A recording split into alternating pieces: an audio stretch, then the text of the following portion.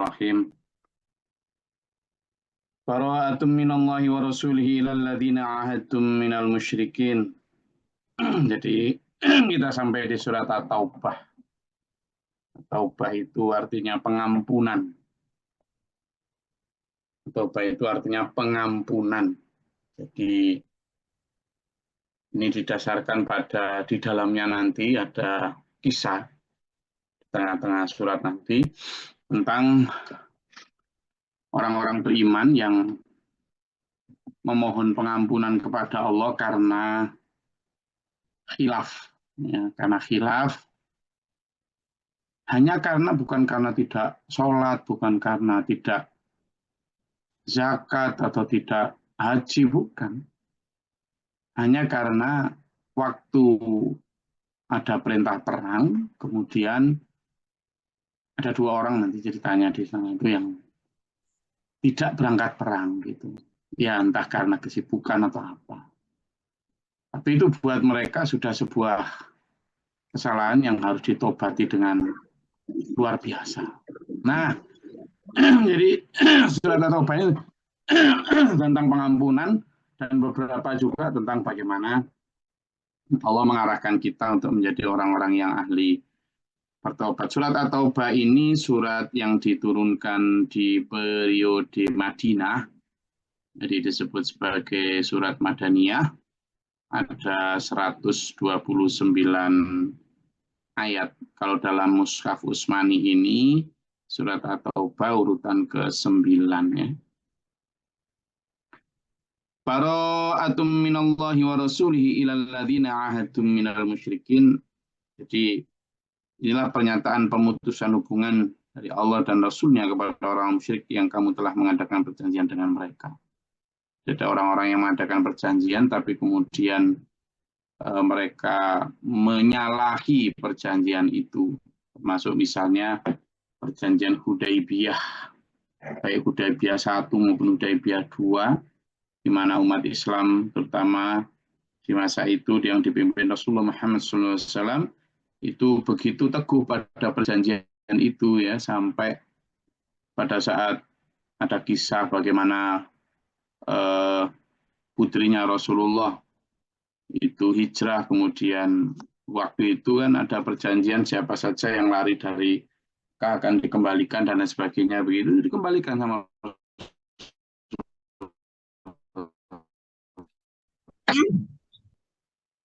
betapa itu mereka sudah mulai menyalahi perjanjian, maka ini sudah, kalau gitu ya sudah, kita berpisah, menarik diri dari semua perjanjian yang mereka ingkari sendiri.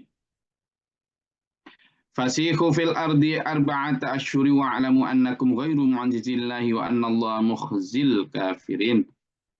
Dan sampaikan kepada mereka, kamu cobalah berjalan, kamu baik kaum musyrikin di bumi ini selama 4 bulan.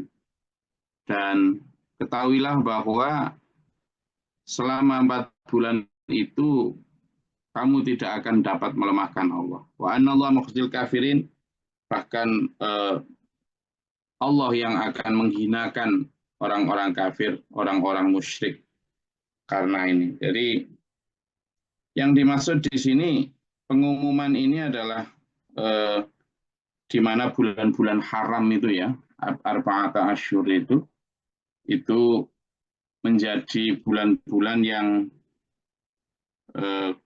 sebenarnya dilarang untuk ada peperangan ya, tapi kadang orang musyrik sendiri lebih condong kepada melanggar gitu ya, melanggar perjanjian. Jadi ya itu. Nah, di surat At-Taubah ayat 2 ini disuruh berjalan di muka bumi ini maksudnya adalah bahwa mempersiapkan. Jadi kamu coba misalnya mereka tetap diberi waktu, apakah memilih untuk masuk Islam dengan memegang perjanjian bersama ataukah perang. Jadi penundaan agar mereka bisa mempersiapkan diri seandainya milih harus perang sehingga perang berjalan adil gitu ya. Sekarang namanya janji kita nggak saling anu dulu lah, gencatan senjata dulu lah gitu ya. Jadi fasihu fil ardh ini dimaksud adalah sebuah gencatan senjata. Berjalanlah kalian selama 40 bulan, waktu itu ditentukan mulai 10 Zulhijjah sampai 10 Rabiul Awal. Jadi mereka juga diberi kesempatan nggak akan diserang oleh kaum muslimin gitu. Sebelum seperti perjanjian sebelum ini kan memang dilarang, tapi setelah lewat 4 bulan gitu, kalian juga tidak bisa melemahkan Allah meski didukung oleh tentara yang kuat dan sebagainya, pernyataan. Tapi itu tadi, nanti dengan perang Tabuk yang kemarin sudah terjadi itu, kemudian ditawan itu sudah kelihatan. Nah, maka tapi jika kemudian wa'lamu annakum ghairu mu'jizillah, sudah dikasih waktu 4 bulan tapi juga tidak, ya sudah. Wa anallahu mukhzil kafirin. Nanti Allah justru akan menghinakan kaum kafir. Jadi betapa di sini kita bisa lihat ya, Rasulullah itu atau peperangan di zaman dulu itu peperangan yang sangat gentle ya. Peperangan yang apa, nggak kayak sekarang. Peperangannya zaman dulu itu pakai pengumuman, ayo perang hari ini gitu. Bahkan apa, gencatan senjatanya pun tempat peperangan pun dulu ditentukan, nanti kita akan bertemu di lembah ini. Itu udah jadi gentle betul peperangan zaman dahulu itu. Ya. Jadi yang dimaksud itu tadi, maka berjalan di muka bumi itu adalah perjanjian yang sifatnya apa ya, durasinya itu ada jelas. Perjanjian damainya itu, gencatan senjatanya itu selama 4 bulan. Gitu. Pihak yang menjalani perjanjian itu kan mereka melanggarnya. Ya. Jadi di kalimat 4 bulan itu adalah fasihu fil ardi arba'ata asyhur itu mereka yang Allah kemudian memerintahkan untuk membatalkan perjanjian karena apa? Ya karena mereka yang sudah melanggar perjanjian. Wa adzanu minallahi wa rasuli ilan nasi yaumal hajjil akbar anallaha bari'um minal musyrikin wa rasuluhu. Dan pada saat haji akbar, Allah perintah untuk mengumumkan kepada kaum musyrikin bahwa sudah berlepas diri. Berlepas diri gimana? Ya berlepas diri dari semua yang sudah dijanjikan karena mereka tidak memenuhi perjanjian itu. Nah, jadi setelah ayat sebelumnya itu menyatakan pemutusan hubungan dengan kaum musyrik Mekah waktu itu, maka ayat ini menegaskan kembali dengan menyebut silakan sebarkan luaskan tentang waktu tenggang 4 bulan itu. Dan itu dilakukan pada saat Haji Akbar ya. Haji Akbar itu tanggal 9 Hijriah waktu itu.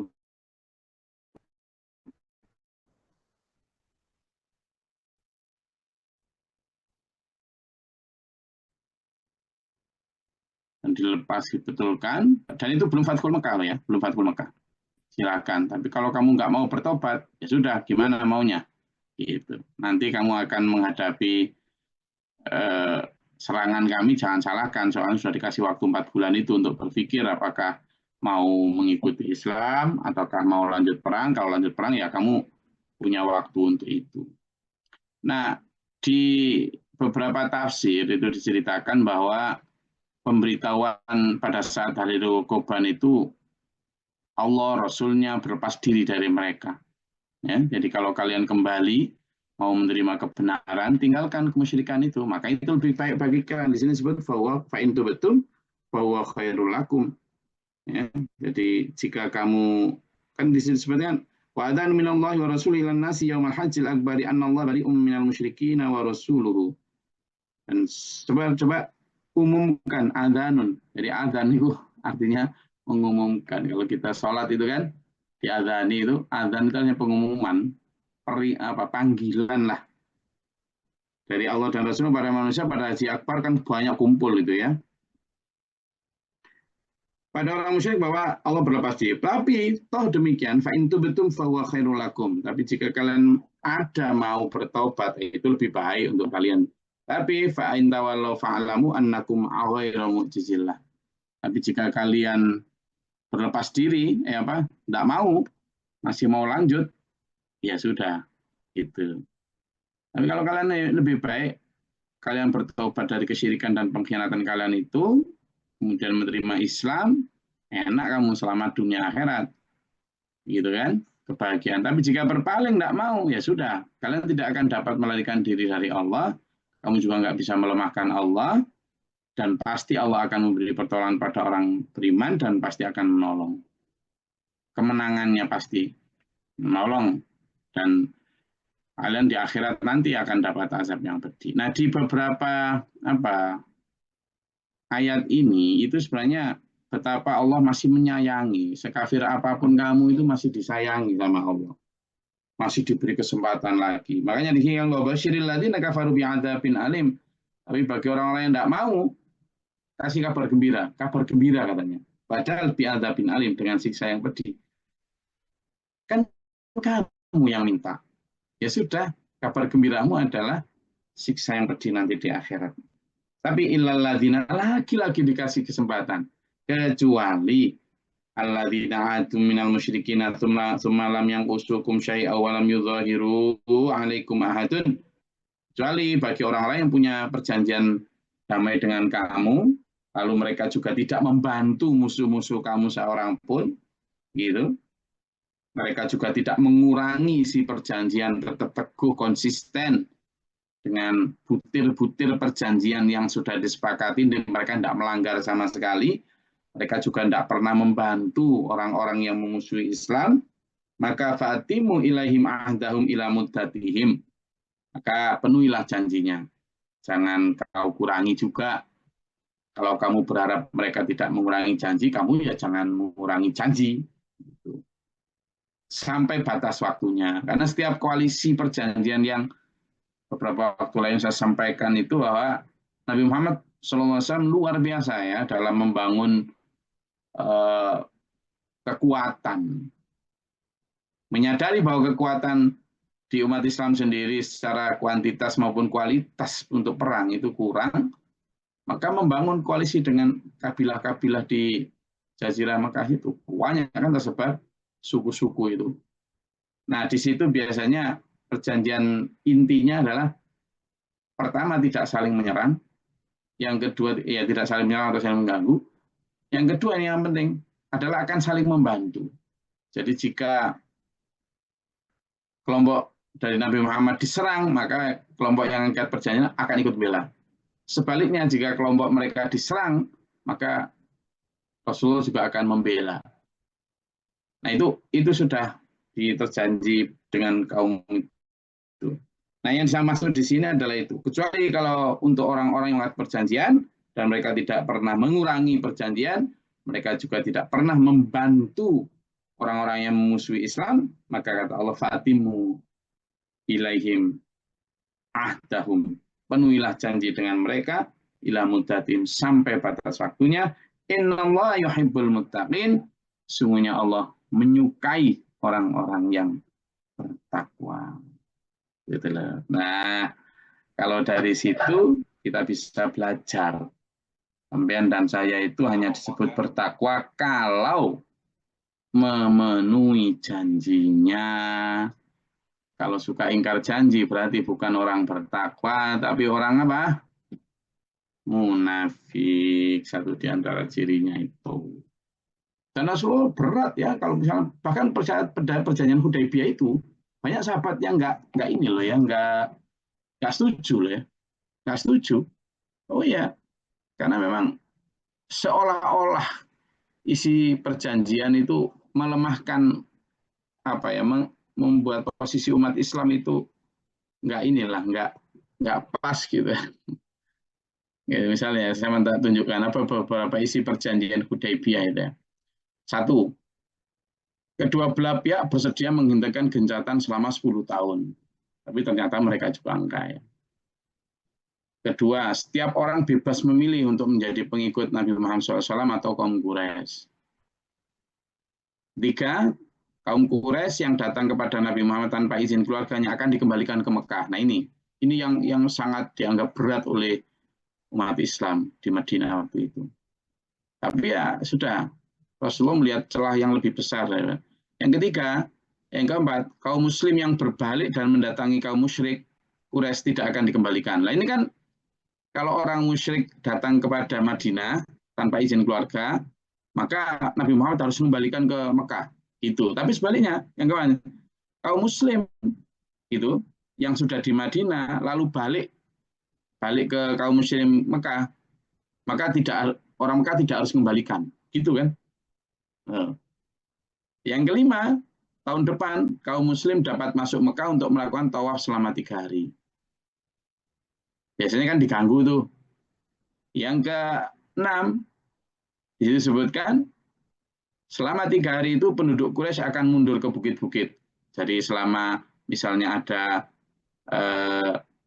dulur-dulur muslim sedang haji atau umrah, maka selama itu penduduk Quraisy akan mundur ke bukit-bukit untuk menghindari konflik. Yang ketujuh, mereka kaum muslim harus tidak bersenjata saat masuk Mekah. Nah ini, jadi waktu itu pihak perjanjian itu di pihak muslim ada Sayyidina Abu Bakar, Siddiq, Umar bin Khattab, Abdurrahman bin Auf, Sa'ad bin Abi Waqqas, Muhammad bin Salamah, kemudian juga Abdurrahman bin Suhail. Sementara dari pihak kaum musyrikin ada Suhail bin Amr, ada Mi'raj bin Hafs, dan sebagainya. Jadi itu 7 isi perjanjian kalau dirinci ya. Padahal isi perjanjian itu dilaksanakan itu pada saat baru 6 tahun Hijriah atau baru 6 tahun masa hijrahnya Nabi, jadi masih lemah. Makanya banyak dari para sahabat sendiri yang merasa isi perjanjian itu kayak merugikan kaum muslimin. Padahal Rasulullah sebenarnya sedang mengambil poin yang pertama ini, yang kedua terutama. Setiap orang bebas untuk memilih menjadi pengikut Nabi Muhammad SAW. Ini yang dihebat Rasulullah. Jadi buat Rasulullah meskipun nanti orang Quraisy yang ke Mekah itu harus dikembalikan, tapi nggak apa-apa toh. Beriman dulu yang penting. Oh gitu loh. Itu yang tidak dilihat oleh para sahabat yang memprotes. Kan di sini disebutkan bahwa setiap orang bebas memilih menjadi pengikut Nabi Muhammad SAW. Pada saat itu artinya tidak boleh diganggu. Gitu. Dan kemudian juga waktu itu ketika akan haji, akan umrah, akan kunjung ke Mekah mesti diganggu. Dengan perjanjian Hudaybiyah ini tidak boleh diganggu. Tidak boleh. Nah itu kan kemenangan besar sebenarnya. Tapi kalau sekilas gitu kan 2 poin yang ketiga dan keempat seolah-olah sangat merugikan. Tapi tidak apa-apa. Namanya perjanjian memang harus ada take and give. Nah ini beberapa yang kemudian sempat dilanggar oleh kaum kafirin itu, musyrikin. Nah dari situ maka kita bisa melihat betapa strategi dakwah Rasulullah itu luar biasa, nggak ecek-ecek yang kita duga. Ya, oke, sampai di situ silakan. Kalau ada yang mau ditanyakan atau diceritakan silakan.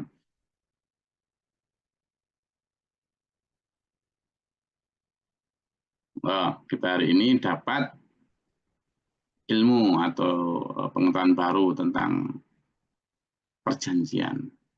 Maka, saya sampaikan.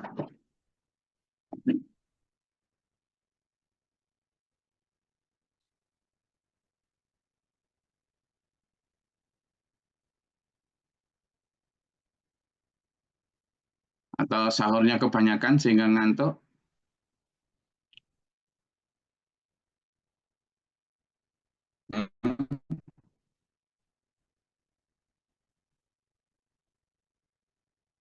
Silakan, saya tunggu. Ada apa ini siapa? Cepu Nyimak apa aja nih? Cepu Nyimak ini siapa ini? Ada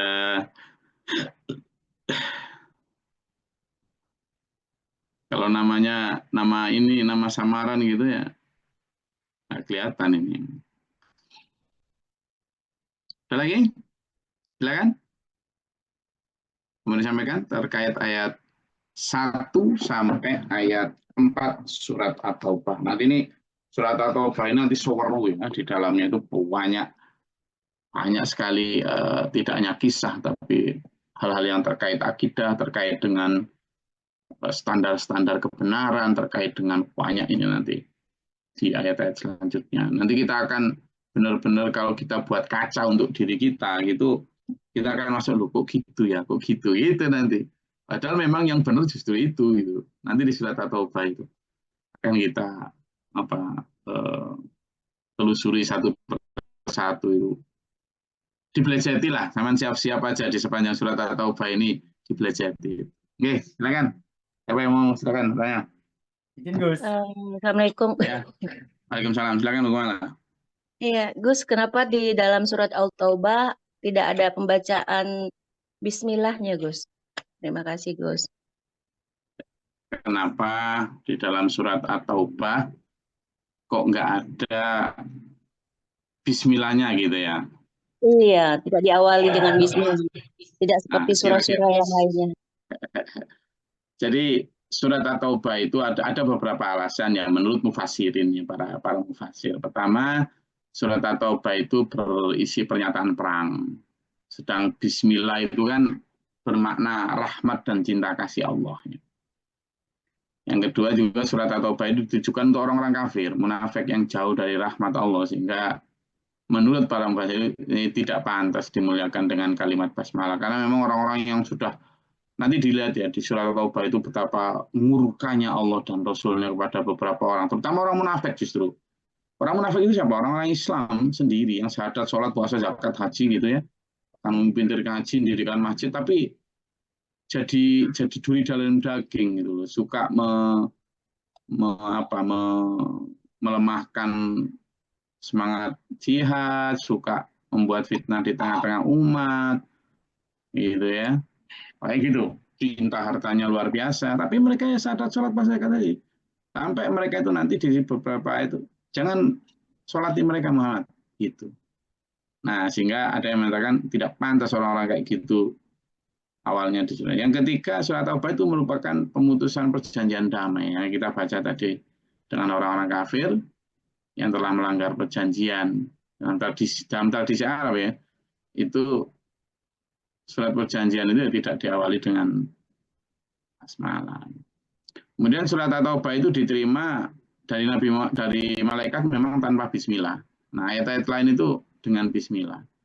Nah, sementara surat At-Taubah itu biasanya diawali bismillah, waktu itu tidak. Nah, para sahabat sepakat juga kemudian yang alasan ke kelima adalah para sahabat yang menulis atau mengkodifikasikan Quran saat itu sepakat untuk tidak mencantumkan basmalah dalam surat At-Taubah, dan itu ada dalam sebuah riwayat. Demikian pula Mushaf Utsmani kan ditulis pada saat Khalifah Utsman ya, Utsman bin Affan. Nah, mengurutkan surat At-Taubah dan Al-Anfal tanpa basmalah itu untuk mendamaikan perselisihan antara para sahabat, karena waktu itu surat para sahabat juga berbeda pendapat ya. Makanya surat At-Taubah juga dikenal dengan surat Al-Baro'ah yang artinya berlepas diri. Makanya Sayyidina Ali waktu itu juga berpendapat bahwa basmalah itu kan kalimat aman, kalimat tentang keamanan, sementara waktu itu isi dari itu adalah justru tentang perang gitu ya. Jadi waktu itu memang setiap kali Nabi menerima wahyu itu beliau memanggil seorang yang ahli nulis itu untuk nuliskan dalam bentuk tulisan tadi atas pelepah kurma atau apa gitu. Nah, itu dikenal. Nah, dan pada saat Utsman bin Affan itu kemudian dilakukan autentifikasi lah, bagaimana menjaga variasi bacaan Quran itu yang benar. Nah, waktu itu yang paling dipercaya adalah Zaid bin Sabit. Sehingga pada saat kenapa tidak dicantumkan basmalah itu ya, kalau sebuah perjanjian itu ketika terutama akan memutuskan itu mengirim bujuk surat itu tanpa basmalah. Ya. Nah, waktu itu Ibnu Abbas juga sempat bertanya kepada Utsman tentang kenapa tidak dicantumkannya basmalah dalam surat At-Taubah itu. Lalu Utsman menceritakan bahwa pada masa Nabi ketika wahyu diturunkan kepadanya itu Nabi memanggil salah satu sekretaris beliau untuk mendokumentasikan, dan beliau mendikte itu penempatan dan tata letaknya. Nah, pada waktu itu surat Al-Anfal itu termasuk surat yang turunnya awal, sedangkan Taubah itu yang terakhir, agak akhir-akhir. Nah, kedua kisah itu penyajiannya itu mirip, hampir sama. Nah, tapi tidak menjelaskan bahwa surat Al-Anfal itu bagian dari surat At-Taubah. Maka Utsman bin Affan kemudian berkesimpulan bahwa Al-Anfal itu bagian dari surat At-Taubah, tapi diurutkan saja meskipun beda surat tanpa mencantumkan basmalah. Jadi memang saat itu di masa kekhalifahan Utsman itu terjadi perbedaan pendapat. Ya, ada sebagian sahabat yang menganggap At-Taubah itu dan Al-Anfal satu surat yang tidak terpisahkan. Tapi sebagian sahabat yang lain menganggap bahwa keduanya itu surat yang mandiri itu. Maka Utsman bin Affan mengambil sikap tengah, yakni tetap dibedakan dua surat tapi tanpa basmalah di At-Taubah, kan gitu. Jadi supaya pihak sahabat yang menganggap itu satu kesatuan tetap terakomodasi dengan tanpa basmalah, lalu pihak yang menganggap itu dua surat juga tetap terakomodasi dengan ada pemisahan dua surat yang berbeda.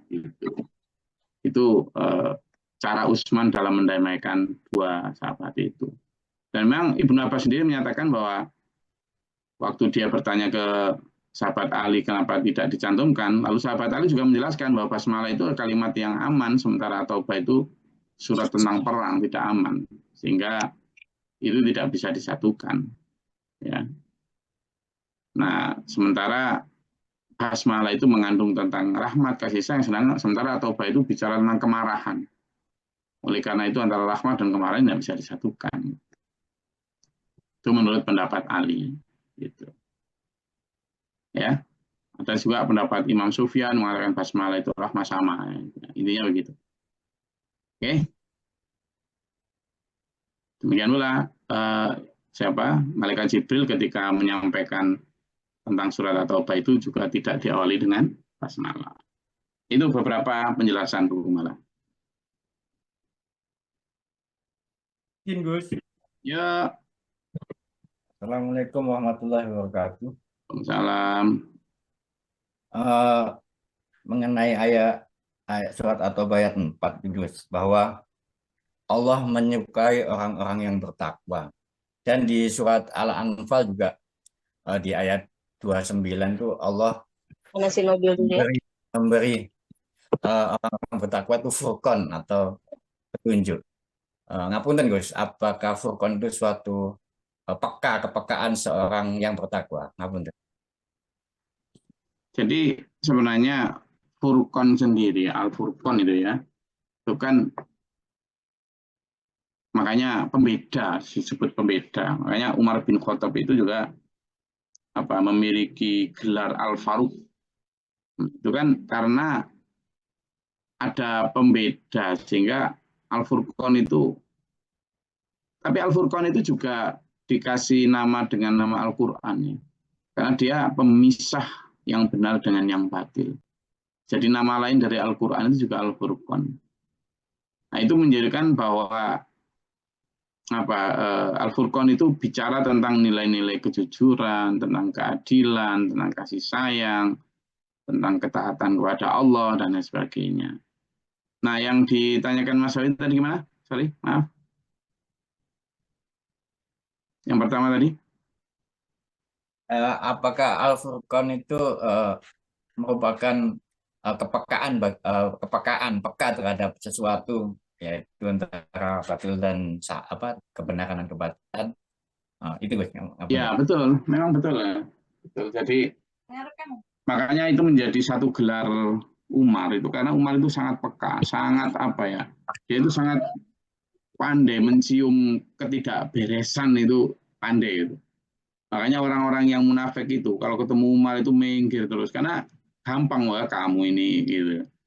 Nah, sementara kalau Abu Bakar itu kan meskipun ya sama penciumannya tajam tentang ketidakberesan, tapi cara merespon itu kan tidak frontal gitu, masih ya kadang soft lah. Tapi kalau Umar bin Khattab, makanya Umar bin Khattab dikasih secara Al-Faruq gitu. Nah, Al-Faruq sama Al-Furqan juga begitu. Kenapa Al-Furqan itu dikasih nama sebagai nama lain dari Al-Quran ya, karena Al-Quran itu sensitivitas tentang bagaimana menyisahkan antara hak dan batil itu luar biasa. Sehingga kita dengan membaca Quran itu tahu betul. Nah, kita sebagai orang beriman itu harapannya ya mampu memiliki itu tadi radar-radar yang sangat sensitif untuk tahu terutama di hati kita sendiri bagaimana mendeteksi wah ini barang batal ini, mendeteksi wah ini barang baik itu. Dan itu yang disampaikan oleh Pak Guru Mokhtar ke kita, makanya kita diminta untuk melatih diri mengetahui musuh gaib setan itu kan sebenarnya kita dilatih untuk deteksi sebagai Al-Faruq, sebagai pembeda Al-Furqan itu. Nah, maka kita tiap hari ini Mas Wahyu, tiap pagi kita ngaji kayak gini kan satu di antara ikhtiar kita untuk menjadi Al-Faruq, untuk punya Al-Furqan dalam hati kita. Al-Furqan sebagai nama lain dari Al-Quran kita tancapkan tiap hari dalam hati kita itu supaya kita punya alat deteksi dini. Wah ini ya, jadi kalau sama di hati misalnya ya pengen gini, pengen gitu gitu. Kemudian ingat wah kemarin Gus Glory kok nyampaikan gini. Wah, nah itu. Jadi saya kok yakin sampai ini kadang di dalam rumah tangga itu juga sering misalnya ketika istri atau suami mau punya keinginan A, keinginan B yang itu agak melenceng dari ajaran nanti kemarin kata Gus Glory masih ingat gitu. Meskipun sebenarnya bukan kata Gus Glory tapi kata Quran gitu kan. Tapi itu bagus juga untuk sebagai reminder ya. Itu misalnya. Lagi silakan. Enggak. Jadi nggak apa-apa silakan kalau bertanya itu nanti senangnya saya karena apa yang saya belum terangkan dengan pertanyaan itu akhirnya membuka wawasan baru. Silakan.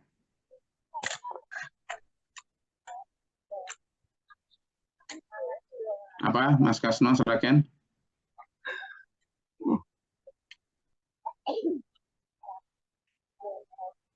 Oh, kepecet. Ada lagi?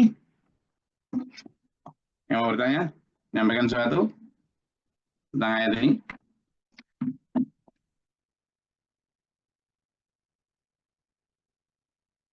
Oke, kalau tidak ada, saya ingin memberi penjelasan. Ada Mbak Ida? Apa? Keluar tadi. Oh, jadi inti dari ayat 1 sampai 2, 3, dan 4 ini adalah bagaimana kita betul-betul tegas sebagai orang beriman. Kalau dulu tegas terhadap orang-orang kafir, sekarang kita pertama tegas terhadap diri kita sendiri supaya tidak terlibat itu ya. Jadi ketika ada kemungkaran dan sebagainya, sama jangan abu-abu. Oh ini tidak boleh, ya sudah tegas gitu. Jadi baro'atun itu perpisahan antara hak dan batal.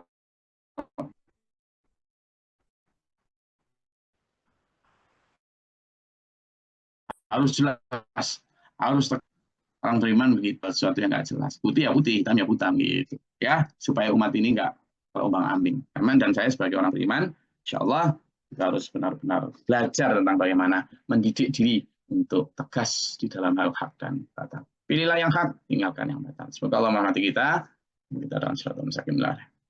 Sampai ketemu bulan hari Sabtu ya. Besok insya Allah kita libur untuk baca surat Al-Kahfi dan insya Allah Sabtu kita akan bertemu lagi dalam kajian Zoom kita. Allahumma sholli wa sallim barik ala sayyidina. Allahumma fil mu'minina wal mu'minat wa muslimin ta'ala khair. Allahumma ahdina fi ma hadayt wa afina fi ma afayt wa lana fi ma tawallayt wa barik lana fi ma atayt wa qina syarra ma qadayt fa innaka taqdi wa alayk. Tabarak rabbana wa ta'ala ta'ala alhamdulillah ma qadayt astaghfiruka wa atubu ilaik. Allahumma dafa'na al-bala wal waba wa qad hastina min al-jinni wa syaitan jinn. Rabbana wa la taj'alna fil qawmi dhalimin Allah ba'da syaitan. ربنا من فاكتبنا مع الشاهدين ربنا لا تزغ قلوبنا بعد إذ هديتنا أنت مولانا فانصرنا قوم الكافرين أنت مولانا فانصرنا قوم المنافقين أنت مولانا فانصرنا قوم المشركين أنت مولانا فانصرنا قوم الفاسقين أنت مولانا فانصرنا قوم المشركين ربي أعوذ بك من همزات الشياطين وأعوذ بك رب يحضرون الله في رحمتك هذا المدلم ترى وجد برخ الأحجار ووجد رمي بخارج وقال إله من كل جبار برحمتك يا أرحم الراحمين اللهم أفرغنا الصبر وسبب لمن أشهد أن لا إله إلا أنت أعوذ بك من شر نفسي شر الشيطان الشرير أعوذ بالله من شر البلاء وبعد الشقاء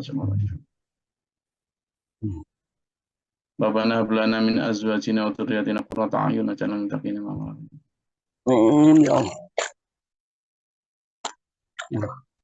سبحان ربك رب العزة عما يصفون سلام عليكم Alhamdulillahirrahmanirrahim. Assalamualaikum warahmatullahi wabarakatuh.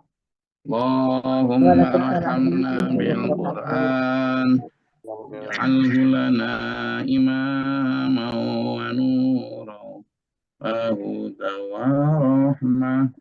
Allahumma wakilna inna nasina inna jahilna warzuqna tilawatahu alaina atrafana